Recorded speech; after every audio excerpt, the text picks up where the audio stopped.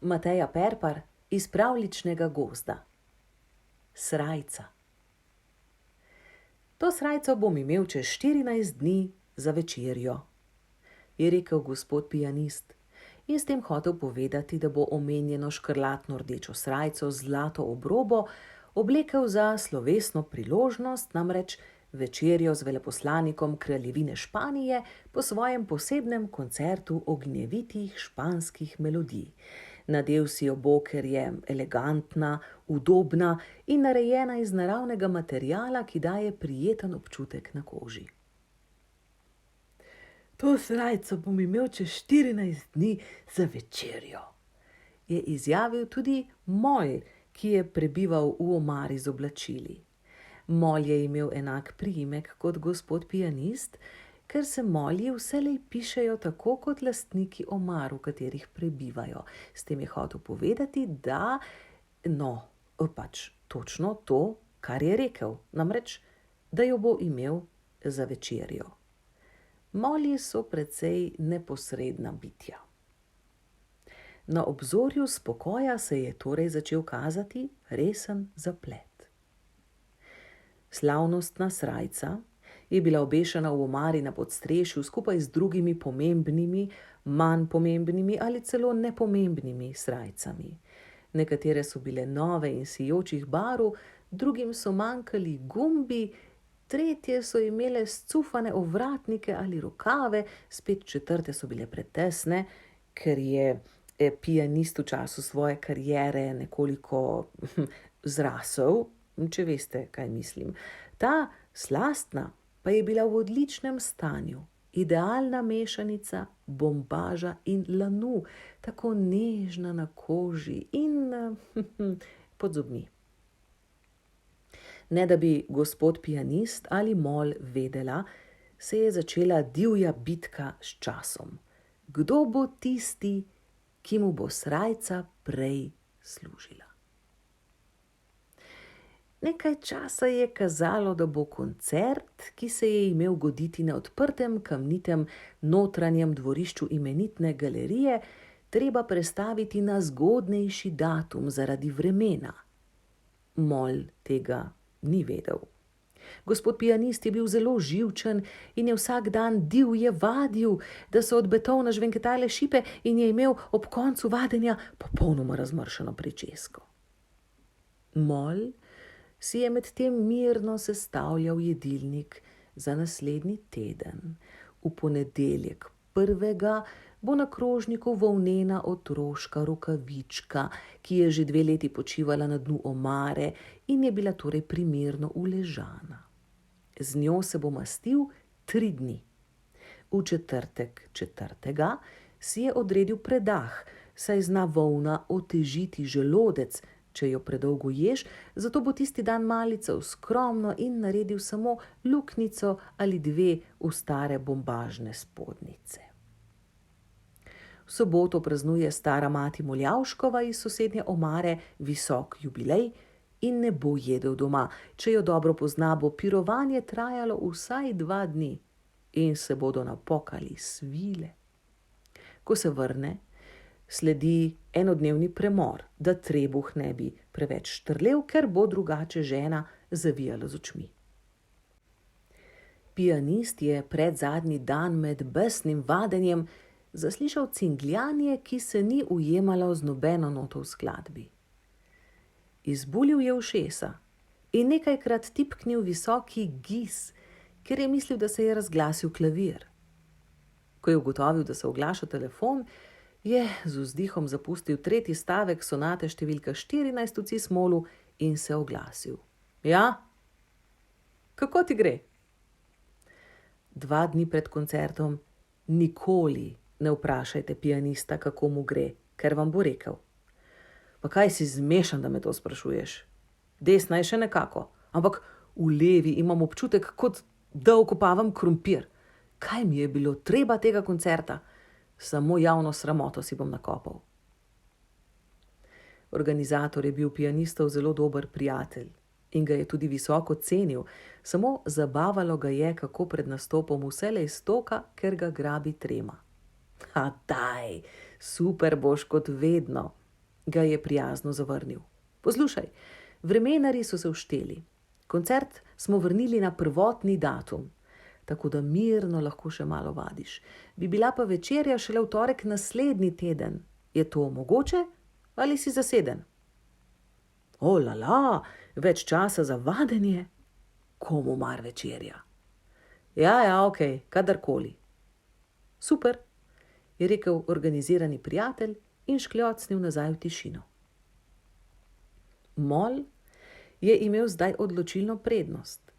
Pianistu se niti sanjalo ni, da bo naslednji teden od srajce ostala kvečjemu zlata obroba, pretrda za žvečenje med rahločutnimi moljskimi zobki. Kdo poskrbi za preobrate v zgodbah?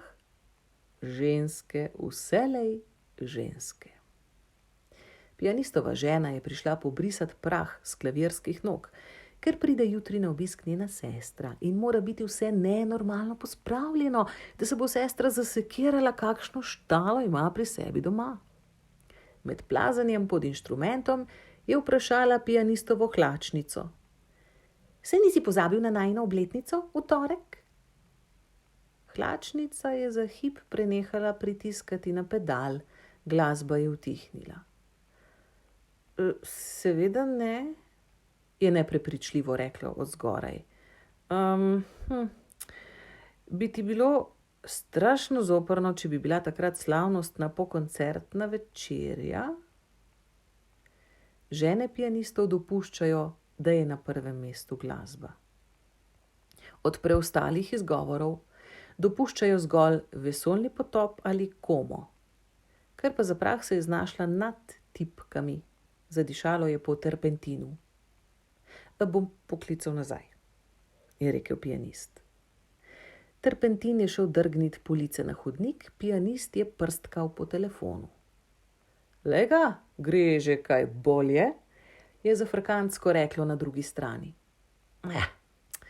Kličem zaradi večerje, torek ne bo, kaj imava obletnico, čisto sem pozabil. Prijatelj je razumel. Ni problema. Španski veleposlanik je zelo prijazen, na voljo je dal alternativni datum. Danes zvečer?